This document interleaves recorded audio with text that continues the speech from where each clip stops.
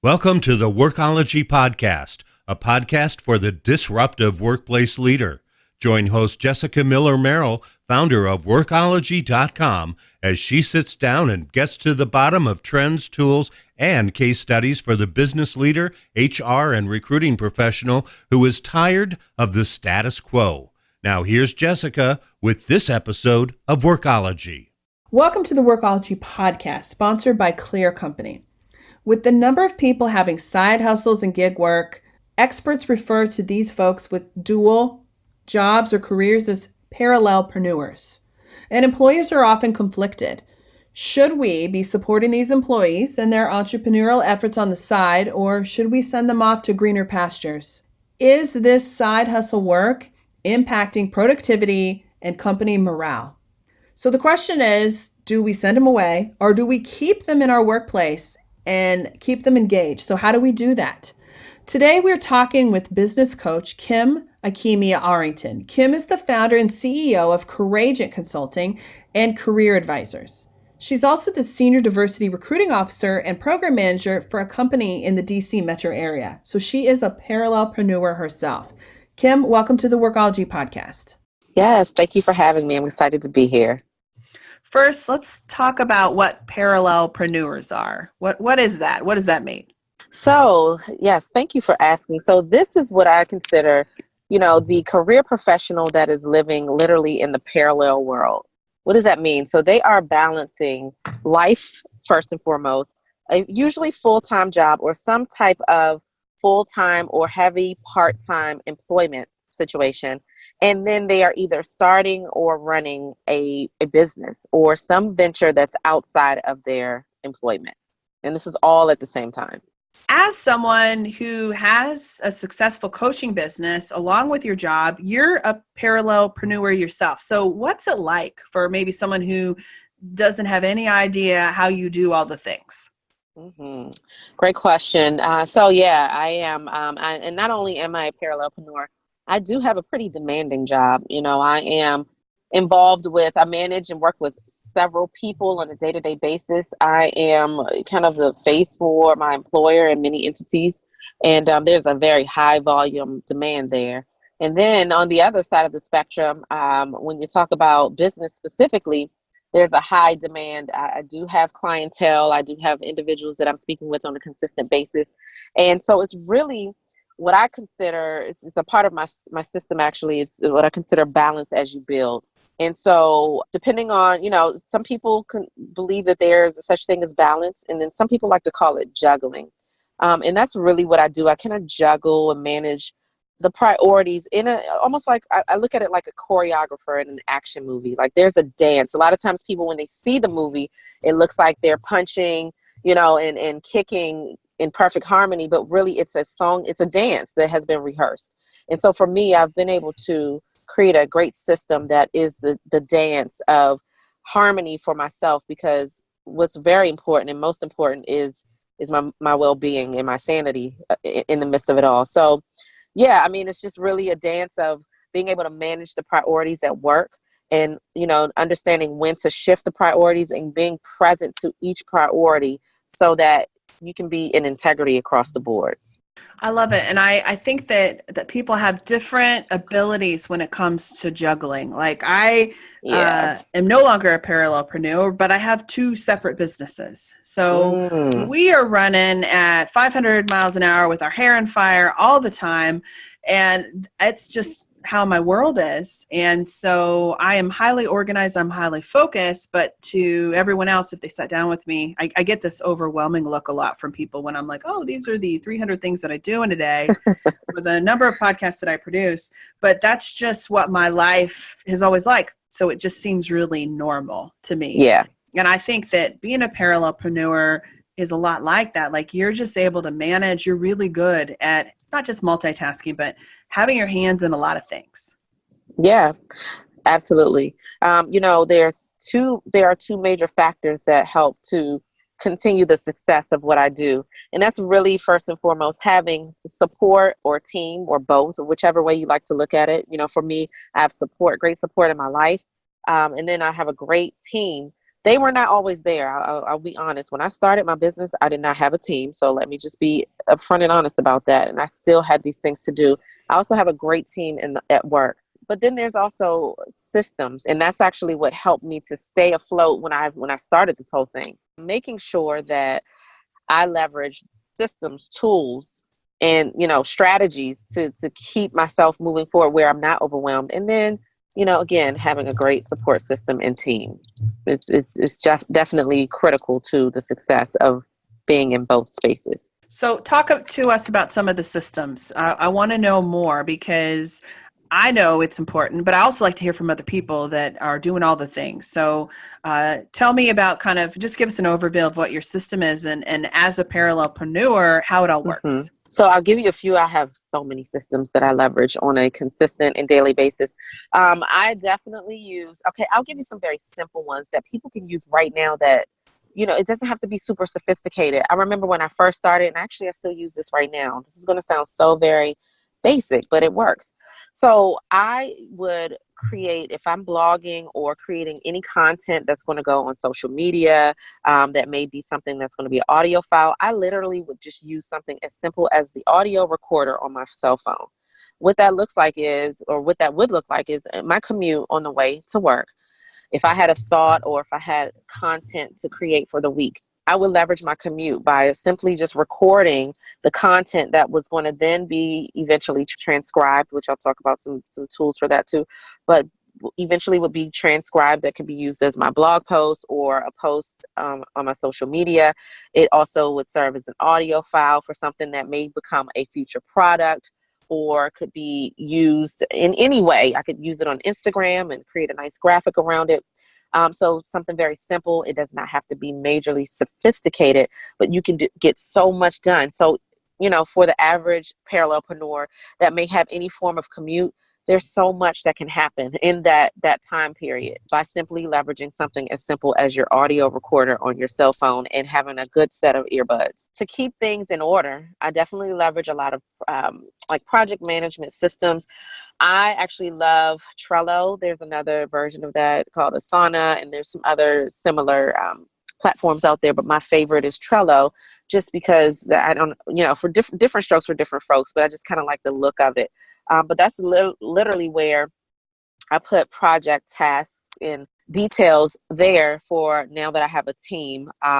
We are kind of leveraging all of that information there. So I can go in and respond and comment. She can, clip some things, upload things, and we just communicate consistently from there. And once the task is done, we can move it from left to right. We can see when it's completed. We can see when it's called for next steps. Also something simple, and I'm sharing some of the simple things here because I don't want people to have excuses to not be able to get started. It's not that a lot of times we make up so many reasons why we're not ready to start right now. But I'll give another one. So Dropbox or Drive, Google Drive, there's so many things there that you can do to store your documents to major files. So let's say if hypothetically you recorded an audio on your drive-in, you can then store it over in Dropbox. You can even, depending on how you're driving, how you're commuting in, you can record an actual video, upload it. If you have a virtual assistant, that person can access it from a shared drive. Just so many different ways that you can leverage the simple tools.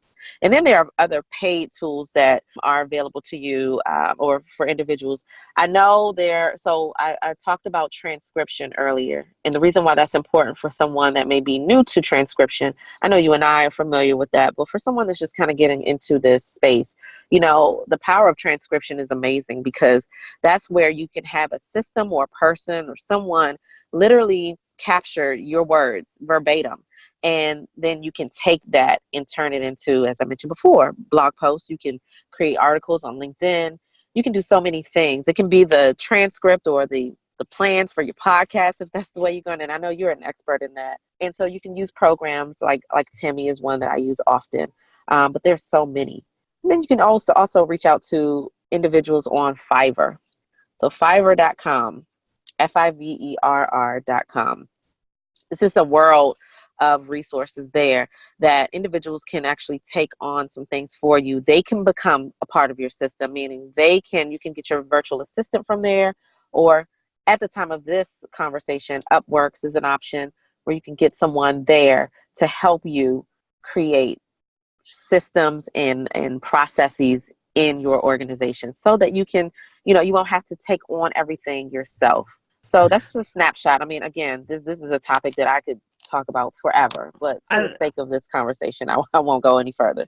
I love it because a lot of people assume incorrectly that are not in this space where they have a side hustle or they're juggling things. They assume that person is doing everything and that automation isn't happening. And I had that happen in my corporate job. I was using automated social media for stuff. And my boss pulls me in the office and he's like, hey, you're posting on LinkedIn about your blog and you're doing it during work hours. And I'm like, no, my friend, I am not. I am scheduling these things out in advance. And that is the key to a successful entrepreneur, is being able to leverage, like you said, all these different tools and technologies to make you look like you're bigger than you really are. I'm so glad you said that, Jessica. It's so true. And it's so funny you said that, because I've had that experience myself, and one of my clients just experienced that about a couple of months ago. And she was freaking out because she's very new to business and she wasn't aware. I mean, even something, and a lot of these are free. So if you're going into Facebook, you can schedule your posts. You can go into LinkedIn and schedule your posts, as you mentioned. So yes, leveraging these tools that are completely free, and you can be completely calculated. You can literally be in your meeting at work and your content can be going out on whichever platform you choose. That is the best case scenario, when you outsource those pieces of your life and then you just kind of set it and forget it. And yes, I have talked about automation as a really critical component. I have a team now. They're working all over the world. They have different things. You're talking about looking at how you can be productive. I just talked with one of my team members and we're sitting down the next 2 weeks and we're documenting everything that we're doing so I can figure out who I can outsource to or I can assign to someone else. So that is how, like, the clients that you work with, that's how they're doing all these things. And so that's how you can still have a full-time job and still do things on the side. Yes, and not to mention be completely present, because I have a child who has his own life that it just zaps all of my time. I love being present to his world, but I want to be there, right? I don't want to be doing things. I want to be in the moment, and that's what's important. So I'm glad you mentioned that. I mean, it's so important to be able to leverage resources. Automation is amazing.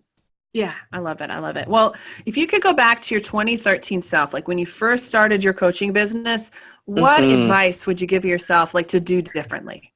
Oh, I love that. That's a great question. There are a couple of things, and I'll try to be quick about this. I know one thing for sure, and this actually plagues a lot of business owners even right now who are seasoned.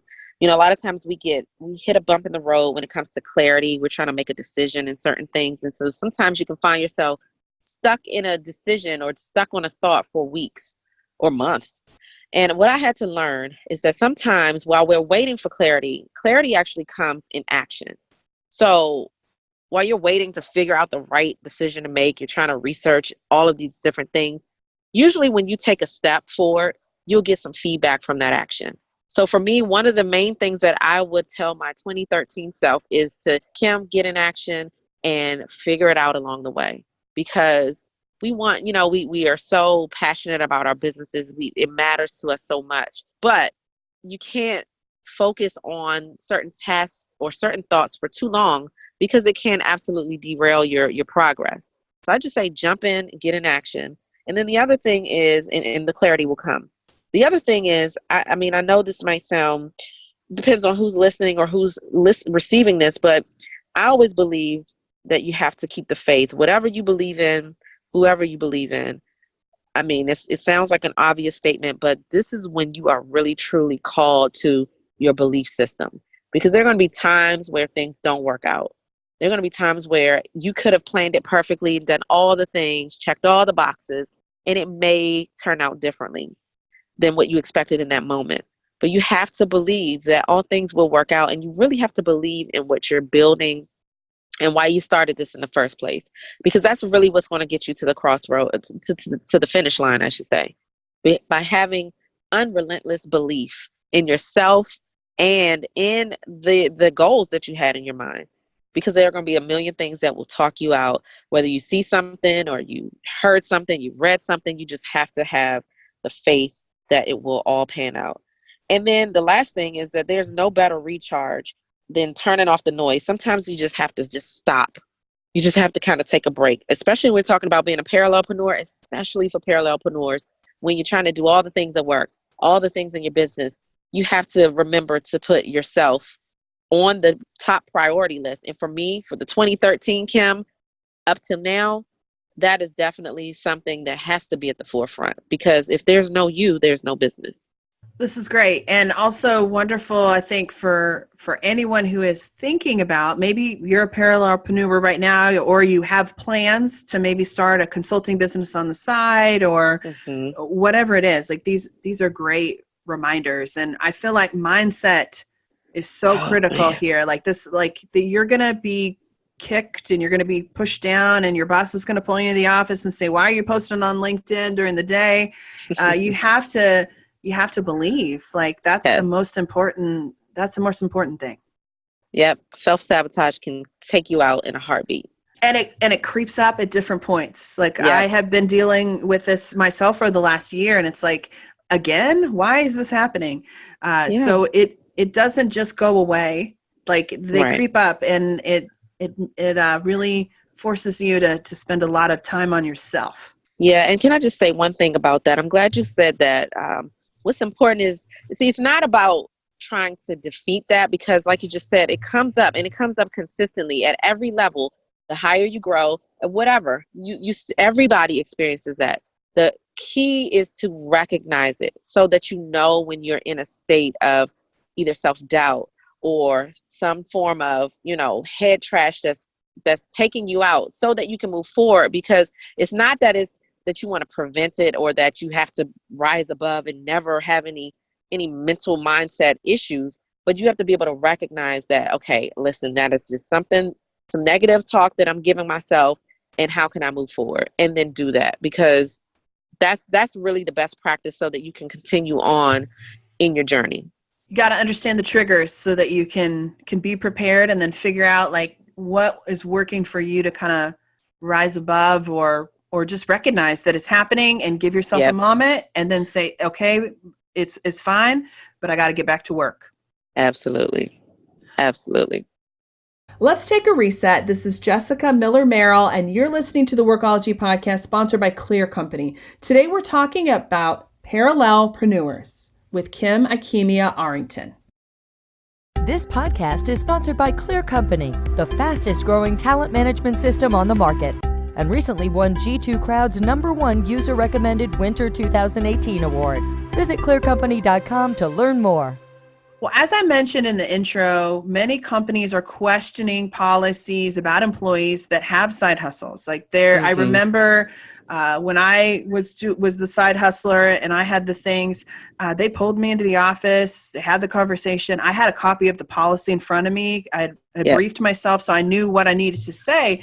But for people who are listening that are still concerned about these parallelpreneurs, what are your thoughts on this? Should we be embracing, or should we be trying to eliminate these side hustles from our employees? Yeah. So I love that question, actually. So first and foremost, I think that any company, I understand, let me just start by saying this. I understand the potential concerns that employers may have with employees having side hustles in general. It depends on, if the employee is abusive, if it's something that is a direct conflict of interest. I understand all of that. However, I will say, especially nowadays, so the largest portion of the workforce is the millennial market, and that's growing. So there are about 42% of millennials that are heavily considering starting their own business, whether it's on the side, whether it's full-time, what have you. Entrepreneurship is growing so rapidly. And so any employer that is heavily discouraging this by either not supporting, or at least creating a policy that does not alienate the creativity and the passion and the purpose of an employee, or that is completely so rigid that an employee is scared, because a lot of times this is a fear tactic as well. They are scared to pursue their dreams. They're going to lose, because if you are in a space of working with, especially a passion-filled, purpose-driven individual, they are going to tap out one way or the other, meaning they may not pursue that business, but you're not going to get all of them. They're not going to feel encouraged, inspired to do their best at their job. In fact, the individual, the employee that has an opportunity to go back, and this is a part of my true story. I have bosses right now that I will forever just appreciate. I actually love these people because they knew and they know what my dreams and my goals are, and they are in support of that.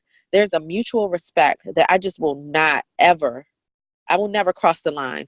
In my role, my job is my priority. When I'm at work, that's my job. That's my priority. I don't muddy the waters. I don't mix anything, because I respect my employer and they respect me. And in addition to that, they give me the opportunity to have that creativity, to be myself. And in a situation where an employer is the complete opposite, you're not going to get the best of your employee. And they are going to look to find ways, in most cases, find ways to do what they've wanted to do anyway.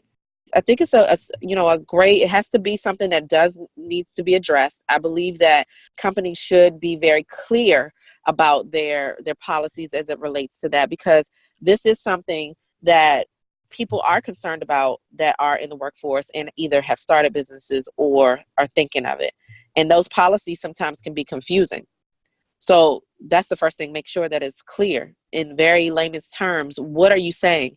What is the direct conflict of interest? What are your limits?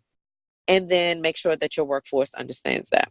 I want those listening to really understand the numbers. Like, this is, people are doing this and you don't know. And they might be driving for Favor or Instacart, or they have a dog walking business on the side, or it's all the things. So let me read some information from you about the number of people and the amount of money on average in the United States are making a year on their side hustles. So SunTrust had a survey, and they found that millennials make an average of almost $11,000 a year from working a side hustle.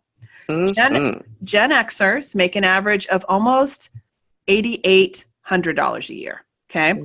And baby boomers are almost at $6,000 a year from their side hustles. So it is a lot of people on average. Some make more, some make less. Some have an Amazon store that they do on the weekends, and that makes more than what they make in their job.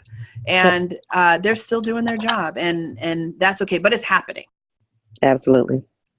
It's happening, and it's going to continue to happen. It's actually going to grow. And I think the best thing, again, as I said, is to have these honest conversations. I do feel that if an individual has to choose, now, of course, most people want to, they think about benefits and other things and the larger salary, and there are a lot of fear, things that come up when people are first starting businesses. But you can't beat someone that has a passion, a goal, and a dream, and it will absolutely happen. So the best bet is to really get the best out of your employee when they're at work, is to have that respect there, that, listen, I respect what you do, and I respect your goals and your dreams, and I also want you to respect your time here. And they will, in most cases, I mean, we can't speak for everybody, but in most cases, I know for a fact with my clients, that's what we work through, how to balance it all and how to do it in integrity across the board. But they will respect the terms and conditions that are established by their employer. I think that's important for you to mention, because I think a lot of people think that they're working their business at the office, or they're using the printer and the office supplies, and they're doing those things. And most cases, it's not that way at all. Yeah. I mean, I want to be real. People do. Some people are abusive. That's why I opened with that. There are some people that abuse opportunities, and quite frankly, there are people that may even poach their job for different opportunities. And so that's why I even say that the terms and conditions need to be articulated very clearly and upfront. I remember one job I had, they sent out, and even in my current job, they send out annually, something that speaks to conflict of interest, or do you have outside employment? But I remember one year, and I was super young, I received a notice that everybody received, and it was asking, do you work? What are your outside activities? And it was so confusing. And it was not intended to, I literally probably needed a lawyer at the time. I have a lawyer now, but at that time, I really needed a lawyer. I didn't even understand what it was asking because it was so convoluted. And it was written by the legal department and all of the above. But if you want transparency as an employer, you have to make that policy layman and make it very clear. And then, I think that creates the best win-win because people are going to do what they want. They'll find a way to do what they want to do. So I think that's the best approach to take. Let's talk to those entrepreneurs that have their side hustles, they're dreaming or they're launching their parallel business. What advice do you have for them in getting started? So first and foremost is you're ready right now. A lot of people want to wait until I need some more skills. You are ready right now. So the first piece of advice that I have is get started right now. Make sure so the first thing, let me be clear, get started. You're ready right now. Second of all, you want to start to look at your low-hanging fruit. If you have a business idea, and don't go into analysis paralysis with this, but, research the market, research and make sure that it is something marketable. If you don't have an idea, leverage the low-hanging fruit. I'm sure, especially those of you all that are working, you've done something well because that's usually where your skills come from. Something that you've done in the office. It may not even always be your passion immediately or initially, but I say leverage with the skills that you have. You are ready right now. And then as we talked about throughout this conversation, leveraging tools, systems. I also believe, listen, this was the biggest factor in my success, leveraging coaches, mentors, experts that can accelerate my growth and success. I can't say that enough. I've had invested dollars. I look at my paycheck and I'm like, hey, my paycheck has a purpose. And it is my investor in so many things in my life, my livelihood and my business. And so there's a percentage of my paycheck that goes into my professional and personal development and my business. And sometimes people don't want to take that. They want to kind of DIY it. I'm not anti doing things yourself, but if you can leverage an opportunity from an expert that can help you get to the next level, I absolutely recommend it. Even if that means going to a class, training, whatever it is, just do it because it's going to help you grow by leaps and bounds.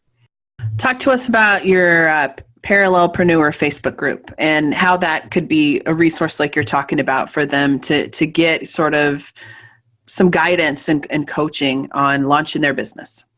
Oh, thank you. Yes, thank you for asking. So this is a free group. This is a community for, as we've been talking about, parallelpreneurs. These are unstoppable parallelpreneurs that are determined to have balance as they build and have traction and growth in the process. And so the community is called the Dream Builders Network. Now, I will say over time, we all evolve. And so that name of the group may be changing at some point in the near future. As of right now, you can absolutely find us under the Dream Builders Network if you search in Facebook. But you can always find connection to that group if you search me on Facebook under I Am Kim Arrington. It's going to always be a connection to that group, whether the name changes or not. But yeah, I invite anyone that's looking for a free group of like-minded individuals that kind of get the world that you're in. They're currently parallelpreneurs or recently parallelpreneurs. This is definitely a free space to get more resources. So thank you for asking. Awesome. Well, we'll link to your group on the transcript of this podcast along with some other resources so that folks can do a little research and join your community too. Well, thank you. I really appreciate that. So where should people go if they want to connect with you more? Is the group the best place as a starting point for the coaching and the services that you provide? Yeah, I would say, follow me on Facebook under I Am Kim Arrington if you want to connect with my page. And the group is the Dream Builders Network. So that's definitely a place to go. And then you can always find me on LinkedIn and Instagram at Kim Ikemia, which is IKEM like Mary, IA, and then Arrington, ARRINGTON.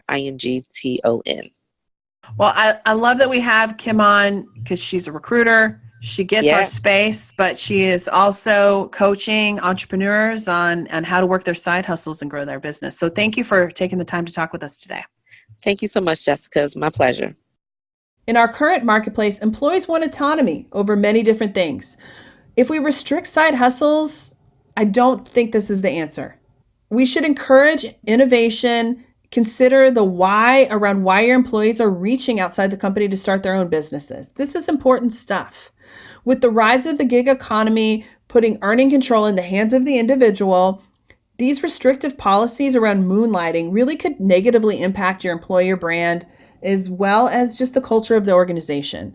Kim is doing some really cool stuff working with Parallelpreneurs. She also provides coaching and career coaching services to individuals who feel stuck in their career as well. I'm so glad to have Kim on the podcast with us. I hope she inspires you to rethink maybe how you think about Parallelpreneurs or dive in and start your own side hustle. Thank you for joining the Workology podcast sponsored by Clear Company. This podcast is for the disruptive workplace leader who's tired of the status quo. My name's Jessica Miller Merrill. Until next time, visit workology.com to listen to all our previous podcast episodes.